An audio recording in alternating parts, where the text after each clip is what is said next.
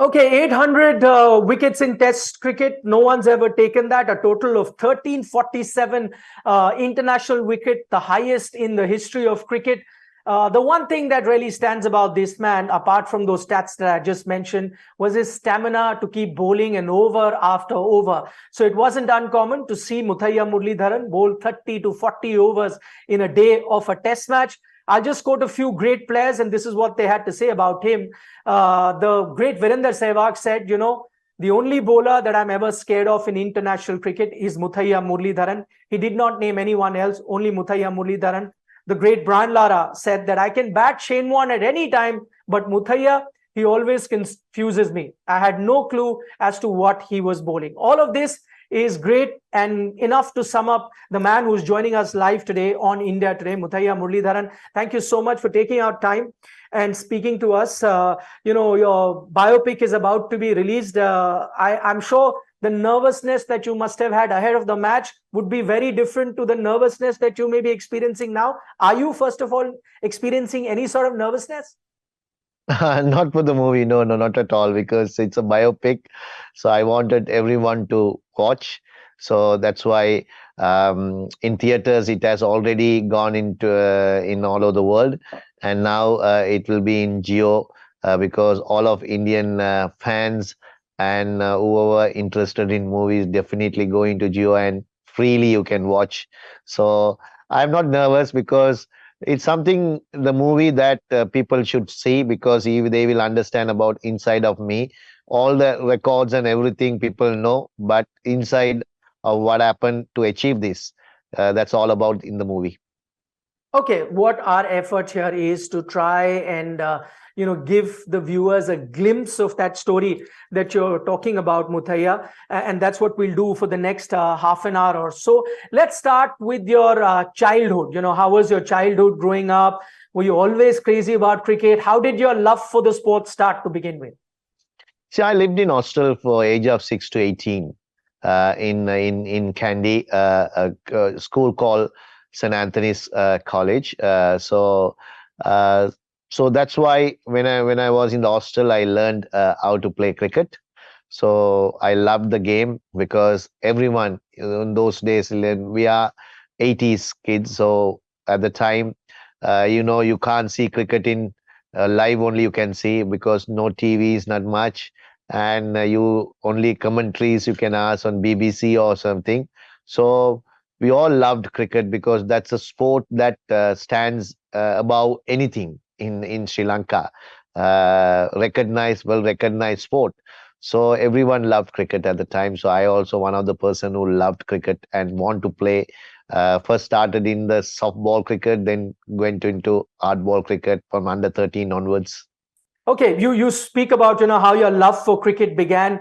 I read somewhere to begin with, Muttiah Muralitharan was a medium pacer, became a spinner much later. How did that happen? Because my coach turned me into a spinner because I was not big made, very small. So he thought after when I playing under 11 and under 13, he thought that I would not got enough the strength to bowl fast bowling. So I was bowling well in fast bowling, but he thought the spin is the right way, and he told me to bowl spin. And first ball I bowl, it's turned because I didn't also know it turned a lot. And then onwards, I became a spinner because it was very successful for me in school cricket as well when I play as a spinner. Okay, you're talking about your childhood, and at the moment, it does seem like a rosy picture. How just like any other kid would take up cricket in Sri Lanka, you did that too. But just, I want to go through those tough times as well, because we see in the movie trailer as well some of those instances when you're growing up. There is a story of a mob running a blade 12 inches long across your father's back, burning down your family's biscuit factory. Can you tell us at that time how tough was it for you as a kid to cope up with those things? Because I was so young, so 5 years old that time, because it's riots happened 1977. So I was five and very young. I couldn't even understand at the time what is about it. And this something because the problems between two races, like, at the time, Tamils and Sinhalese. Not everyone was hating Tamils, because there were few people want to make a fuss about it and make sure that destroy at the time as a race. So that's what happened at the time. So it's a difficult, but I didn't understand. My parents were saying it was a difficult time for them. So again, as you said, it was a difficult time for your parents. When you are a young kid wanting to play cricket at the highest level for your country, then the riots are happening, various other things happening. I'm sure you had friends and even family putting pressure at you. Did you at any point have any doubt that should I be playing cricket for Sri Lanka because of what is happening? Was there any conflict in your head at any time, or no, you were very focused on just cricket and you didn't bother about anything else? Yeah, I was very focused on cricket, and no any other reasons, because I lived in hostel for age of 6 to 18. There is no barrier of race or religion or in that family, like, because I was stayed in a dormitory of 40. All Tamils were there, Muslims were there, Sinhalese were there. So we all like brothers, and everything we share. So I didn't feel the heat at all when the school, because it's in the hostel and it's a Catholic school, discipline is there. You have to obey those disciplines. So when I playing cricket also, nobody across in any age, because of a Tamil or because of the minority community, they didn't resist me. If I'm good enough, they gave the opportunity. So that's what happened even in the national team. Whenever I went, always I felt, if you are good enough, race, religion doesn't matter. People will take you in. That's interesting. You mentioned that when you went to the national team, you realized that at the end of the day, everyone who's playing is Sri Lankan. You're not being judged by the race, color, religion. But at that time, how did you deal with the allegations that were coming your way? A lot of people thought, and especially Tamil people in Sri Lanka, thought that you were a government sympathizer. You weren't standing up for them. Was that a tough period in your personal life when such allegations were coming, when such things were written in the media? Yeah, because thing is, allegations, these are pointless ones, because see, everyone has their own thoughts in their mind. So they want to emphasize their thoughts is the right thought. So when I'm playing for Sri Lanka, if someone says that majority the channels are Sinhalese or English, there are hardly any channels will come and talk to you on and off. So most of the time I talked in those languages, and sometimes whoever asked questions in Tamil, I have spoken to them. They even thought, some people, I can't speak Tamil. I studied in Tamil. I can write, I can read. We speak in Tamil in the house. And so I played for Tamilonian club, right, for first class. So everything. So still, if they want to portray it like that, they can portray it, because it's a sick of proving myself. Something like I am that, and I want to prove that I am that to other people. I thought it's a waste of time at the time, sometimes, always trying to prove people that I am. So I just been always neutral, because the country that I'm born in, Sri Lankan, I'm a Sri Lankan first, right? Race is Tamil, so that is, nobody can change that. I'm born and my grandfather's ancestors are from India. They came to here, so I'm a raised as a Tamil, and my language is Tamil, but I'm a Sri Lankan. So this is all the time. It's proving it's very hard to people. So I was just kept it quiet and say sports doesn't have religion or race. So that sport gave everything to me. Absolutely.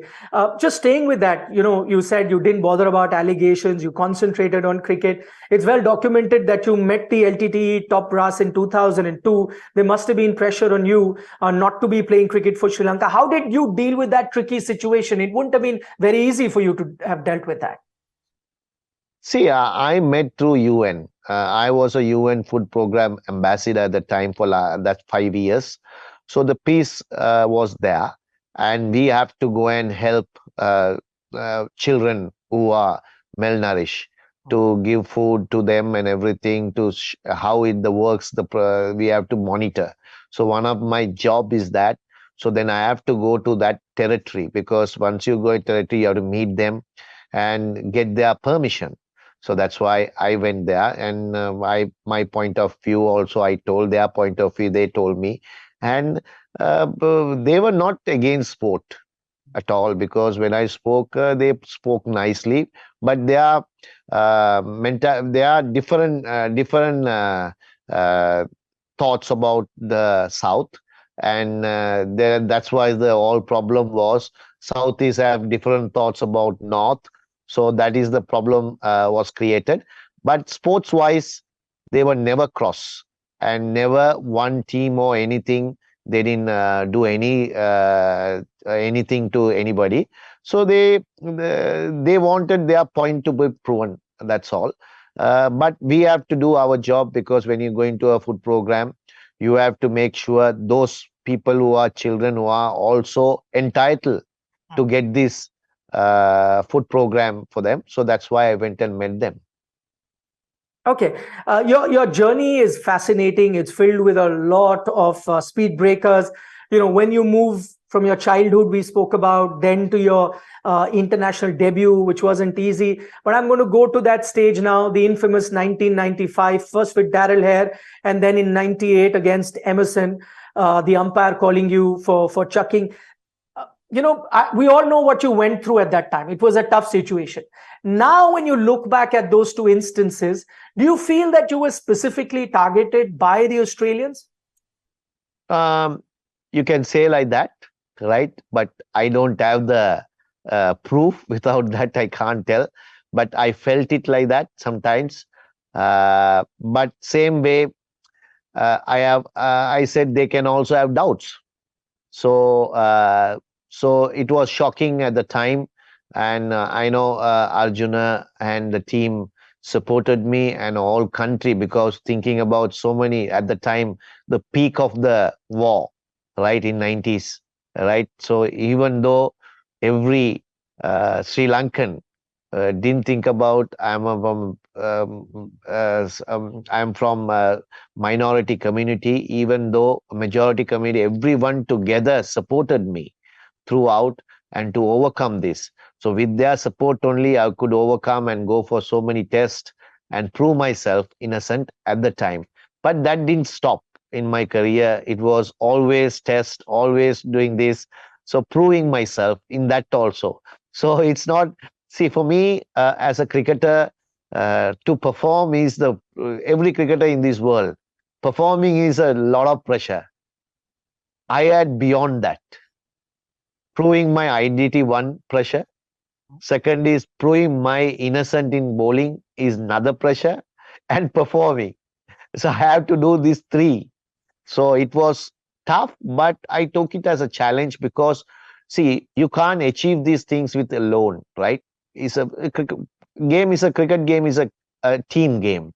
So all team supported me, all country supported me.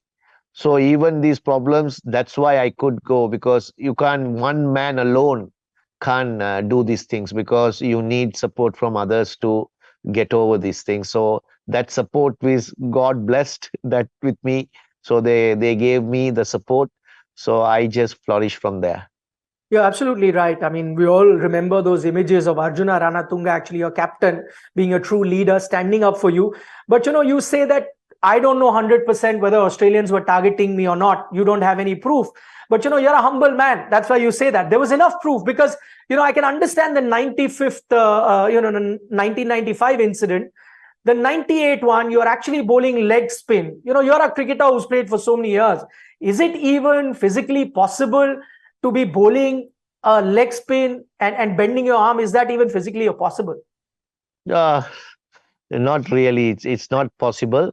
So see, I know, because at the time, Darren Lea, I don't know what he was doing and what he was doing, but Amazon was, I thought he was being prompted by some people to do this, target me. So that was not a right thing, I thought. So this was going in Australia badly, but because of these rules and regulations changed a little bit because of the ICC, because umpire after that incident, umpires can't call in the middle. You have to make sure that you have to report it to the match referee. So match referee gives 14 days. Uh, we have to go and test. And if test is negative, it doesn't find anything, you can keep on bowling. And if you have problems, you have to go through remodeling your action and again test and come back. So one good thing happened from this is not to embarrass cricketers in front of millions of public. They are doing something wrong because they're not intentionally doing. Sometimes you also don't know whether it's right or wrong what is checking, because one man can from the high you can't see. You have to use the technology, so then you see whether he's right or not. In any human being, in a law of court, right? If you've done something wrong, you have to prove guilty. Until that, you are not guilty. Yeah. So you have to give a chance to proven that you are right and wrong. So that's what ICC right way is done. So this has helped the future generation of bowlers to not scrutinize in front of public. So I think I'm proud of that. With me, it has happened. So even the future generation doesn't go through what I went through, and make it easy for them. Okay, that's very interesting you point out. You felt that may have been people that would have been targeting you. It's often said that, people that you can't figure out, that you're scared of, that's when all of these things really emerge. Let's talk about, your rivalry with Shane Warne. Everyone knows that. I remember during that situation where you're talking about that you went through those tests, Shane Warne came on record and said that what's the point of testing him off the field? You should be testing him on the field. What I want to know from you is, did you also firstly see it as a rivalry, that I have to be better than him? Did you take it as a one-on-one rivalry, or you just concentrated on playing for Sri Lanka? You didn't look at one-on-one rivalries. So I never thought about rivalry, because see, at the time, not only Shane Warne, Anil was lethal bowler. He was taking the space of, we should not forget him, right? He's also was there at the time. So these three of us, something want to achieve special for their country to win. So we are not thinking about each other as a competition. Even Shane Warne is a nice person, because once you see one to one, he's a very wonderful person, right? So he doesn't have this, but sometimes Shane is Shane. Shane Warne wants sometimes limelight. So then he says things that it doesn't mean anything, just says things to prompt out and where yeah. So I didn't have any rivalry on him, and also he was a good friend. And when tsunami happened, I invited him to the call to help the Sri Lankan people. He immediately came and helped us throughout. We reached Australian public, and we got a lot of help to Sri Lanka. So it is sometimes he makes spell that words, but that doesn't mean, because public thinks that is a little bit think like, unfortunately they think like that. It's a personality is like that. You have to accept personalities like that. He's a gentleman, and he's a great cricketer, and also is a good friend. Okay, that reminds me, because you were talking about your rivalry, the one thing that's always spoken about Shane Warne is that ball of the century that he bowls in the Ashes, the getting. Sometimes do you felt that, the Western media, the way they portrayed their bowlers or their stars, help carry on that legacy, help them make stars? Because I can remember, top of my head, couple of deliveries that you bowled. One against Sadagopan Ramesh that happened in 2001 in Colombo, if I'm not mistaken. Yeah. You bowled one to Mark Butcher in 2002 at the Edgbaston Test. For me, if I look at it from the naked eye, they are no less than ball of the century. Sometimes did you think the way the media portrayed it, you never came into that conversation of ball of the century? Yeah, because the Western media makes them little bit higher than whoever comes up con. That is the mentality of Western media. Because I don't want to say things. I will say it to you straight away. I'm not scared to say this, because they ruled us like 18th centuries and 19th century, right? So they always think we are lower than them, even still, even still, right? So that is the mentality they have. So then when you portraying coming from India, Sri Lanka, Pakistan or Bangladesh, we'll be always lesser, but we are greater than them, we know that, right? So we don't have to say that. So always the good thing is happen to world cricket. So I'm not, because portraying India, that that powerhouse has changed subcontinent. That's something special for me. I'm very happy about it. India got the powerhouse rather than England. So when England was powerhouse, right, they even given us one test match. They don't give three test matches to us like a smaller teams. Nowadays, because of that, in world cricket has grown into bigger, because India came to powers. More countries got test status, more countries got one day status, and you have cricket is grown like nothing in the world. So that's IMA. So always this problem will be there for another, I would say, another century. We won't be there, but still there. After that, the younger generation won't feel it, because we felt it, because my father knows under British laws they Yeah. were living, right? My father and my grandfathers and all. So we felt it that. So our grandchildren and everybody won't felt it like that. So that will memories will go off from their head. So still the Westerners thinks they are superior than us. Okay, now, but since I'm the Indian media, I mentioned those two deliveries, right? Sadagopan Ramesh and Mark Butcher. Am I missing out on some other deliveries that you enjoyed? I'm sure you must have enjoyed these two deliveries. For me, they are no less than ball of the century. People can, be divided in their opinion. Any other deliveries that you enjoyed like these two? Uh, uh, I enjoyed one delivery that was very young when I was 1993 in Colombo, SSC. Mhm. Martin Crow is one of the best players spin. So that delivery, I know you will find it or not. Maybe in only Sri Lankan TV it will be there, because at the time, the TV is not well. Matches are not showed all over the world. It's in only in Sri Lanka. It's a delivery outside the off stump. Is a right-hander. He always go near the line. Even the back foot will go near the line. That's where the Martin Crow plays. But it's full outside the off stump and hit the leg stump. So that one also, and also I my second test wicket against Tom Moody.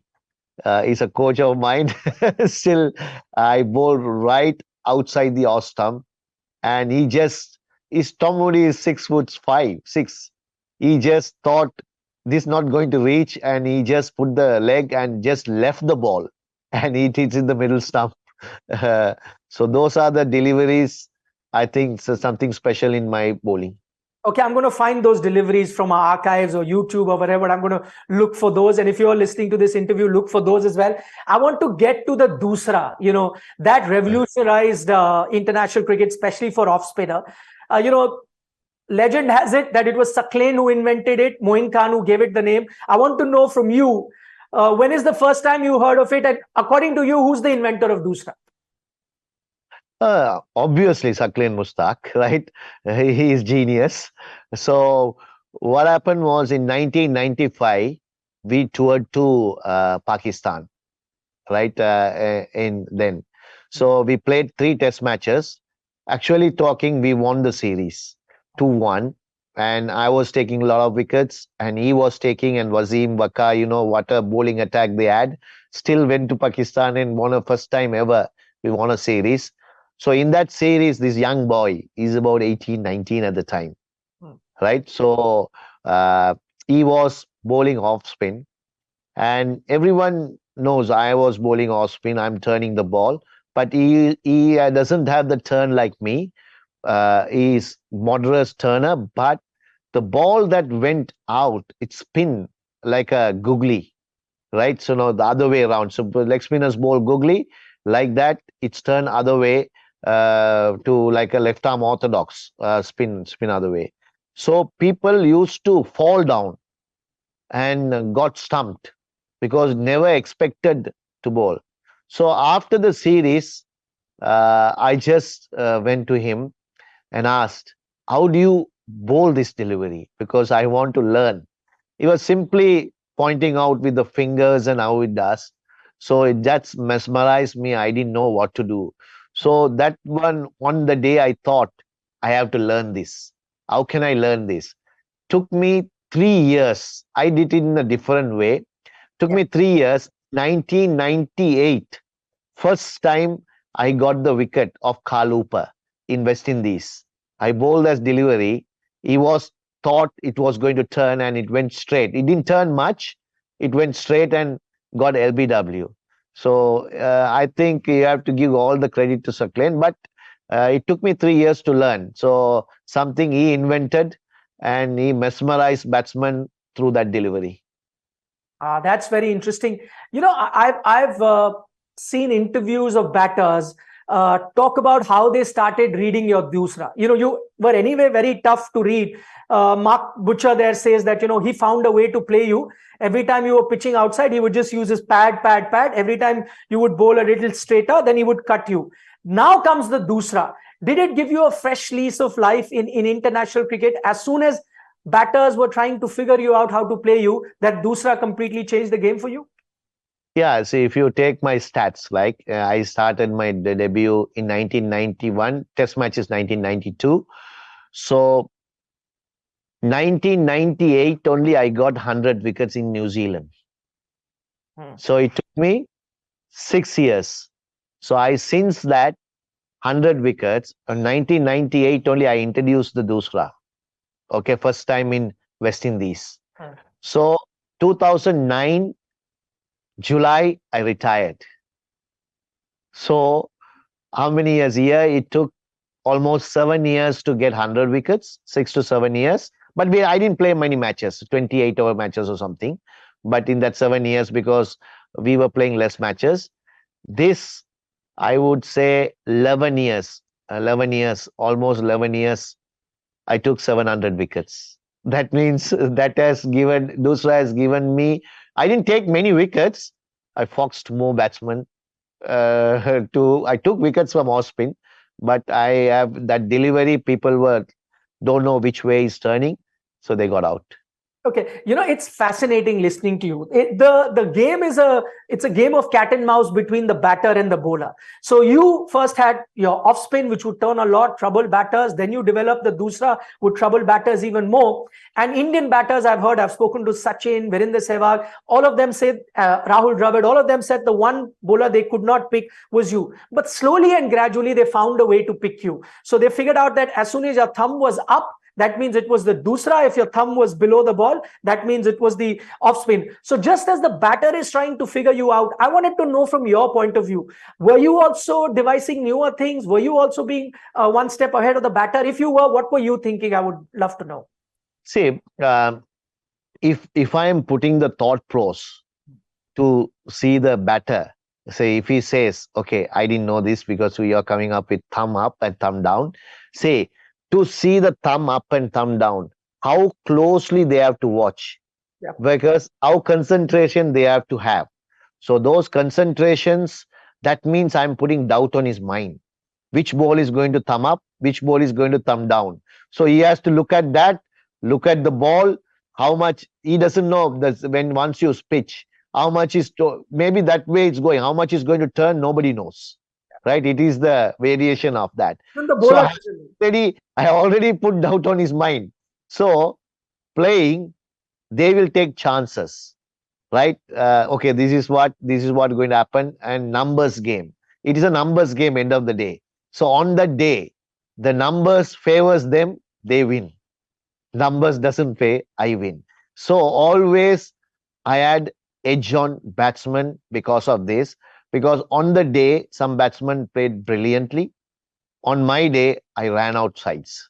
So like that, it happens. So see, the Doosra is not only to take wicket, to put doubt on batsman.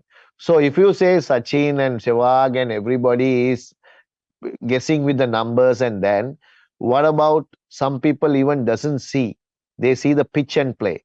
How many have very find difficult? So in that way, I win the game. I win in the bowling. So sometimes I might go for runs. Sometimes I go. So but my odds are bigger. See, if you take, I don't want to say anything. If you take my career, I have I have got. If you go to stats, I have played 133 matches. Right, maybe 200 innings. Okay, out of that, 67 times I have taken 5 wickets.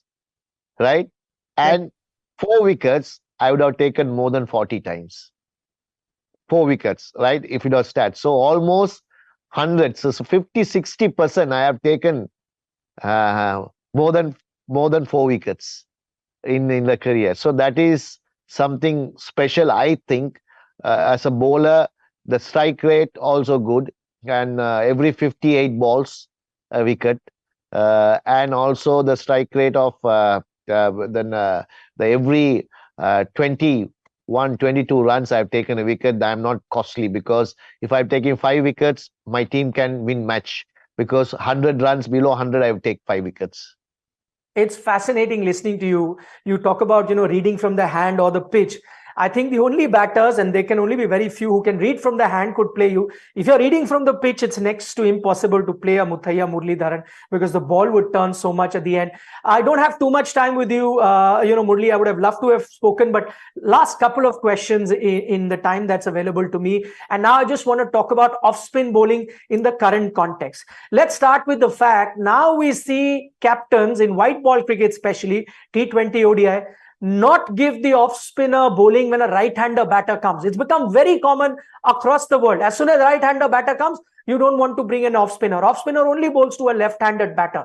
If you were playing in today's scenario, what would you tell the captain who's not ready to bowl you to a right-hander? I think he doesn't understand me then. Simple way, because to put it simple way, doesn't understand. It doesn't matter. See, nowadays, people like, cricketers, not, there are statistics, right? They call statistics, who our computer analysts, they call. Now they become analysts, become technical coach. They would have not played cricket at all, right? So they believe on numbers, believe on stats, how many balls. So they go through that.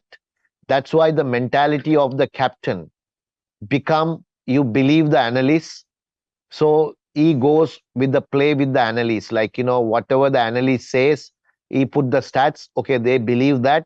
They believe that. That's what happens. So I would say, it's my way of cricket is not, you have to analyze certain point too, but all the things you have to do, how the experience and what has happened before, you have to think about it. So the analysts make these decisions, and tell analysts, the technical coach or whatever, tells the captain. Captains are very narrow minded. Once they say, they do that. So I feel, when I was playing, I found difficult to bowl to left-handers. I found easy to bowl to right-handers. My wickets, if you take, more is right-handers, right analysts. So whatever they're saying, okay, I am one of the best off-spin bowlers. So my stat says I find easy to bowl to left-handers, right-handers. So they believe the analysts. So I think it is all about mentality. So you have to, so what you can do is, the game will come to a certain way. If they go, left-handers only have to play left arm orthodox, right-handers only have to play right arm. So this is what they are suggesting to the bowlers, right? It is very unfair. So bowler has to have the confidence to bowl to anybody, because it doesn't matter right hand or left hand. End of the day, the batsman has to play the stroke. Batsman has to think what is he bowling. So off spinners also have all kind of variations. So I think this is a myth between captains. If you are thinking you only bowl, so I think they should use finger spinners also in future, in my opinion. But these, because of they are believing these analysts and technical coaches, the game is going in different path. Okay, Murali, one final question to you before we let you go. It's about two things. One, no matter the tough situation that you went through, we spoke about it, the smile never left your face. What was the secret behind that? And secondly, I've heard a lot of batters talk about not just, the difficulty to face your delivery, but those eyes that used to be big with the amount of concentration. Was that natural, or was that also part of the demeanor? Was that also a way to intimidate batters? No. See, the highs, because I put a lot of concentration. Because see, one thing in my life I felt is when you're bowling, I bowl a lot of spot bowling. Keep a spot and hit the spot. Even if you think Malinga, why is he good in Yorkers? Because he will keep a shoe, and at least 30 minutes he will try to hit the shoe in the practice. Same thing I do spot bowling. Keep a spot, concentrate, hit the spot, and turn. So when I'm concentrating so hard on the batsman, where to pitch, my eyes become big, and my concentration, see, it's normal. So mouth opens and bowls a very awkward way. So that is not.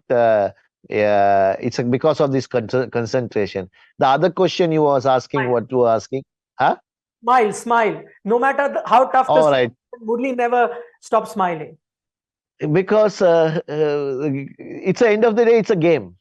Okay, so there will be a end of the day. You practice hard, they also practice hard. One day they have to win, one day I have to win. So every day it can't be, I'm not a robot to win every time. So you have to enjoy the game.